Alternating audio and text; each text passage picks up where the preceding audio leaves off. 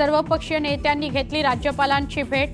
बीड परभणीतील कायदा सुव्यवस्थेबाबत राज्यपालांना दिलं निवेदन। बीडमधील हत्या प्रकरणी दबाव वाढला। धनंजय मुंडेंच्या राजीनाम्याची मागणी करत विरोधक आक्रमक। चौकशी होईपर्यंत धनंजय मुंडेंनी राजीनामा देण्याची मागणी।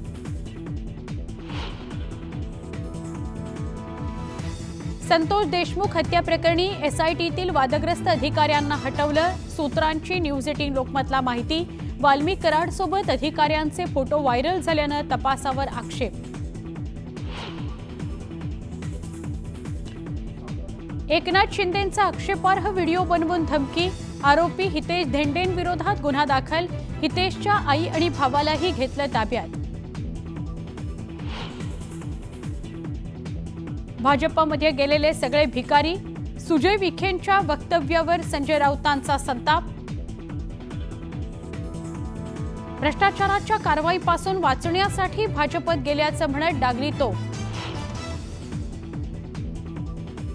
ओबीसी आरक्षणाच्या निर्णयानंतर नगरपालिका निवडणुका होण्याची शक्यता। कॅबिनेट मंत्री संजय सावकार यांनी दिले संकेत। राज्यातील ग्रामपंचायतीत 9 जानेवारीला कामबंद आंदोलन। संतोष देशमुखांच्या हत्येच्या निषेधार्थ बंद। शासनानं कठोर कारवाई करण्याची मागणी। धाराशिवमध्ये पारधी समाजाच्या 2 गटात हाणामारी। 4 जणांचा मृत्यू। 3 पुरुष 1 महिला जखमी। शेतात पाणी देण्यावरून वाद झाल्याची माहिती।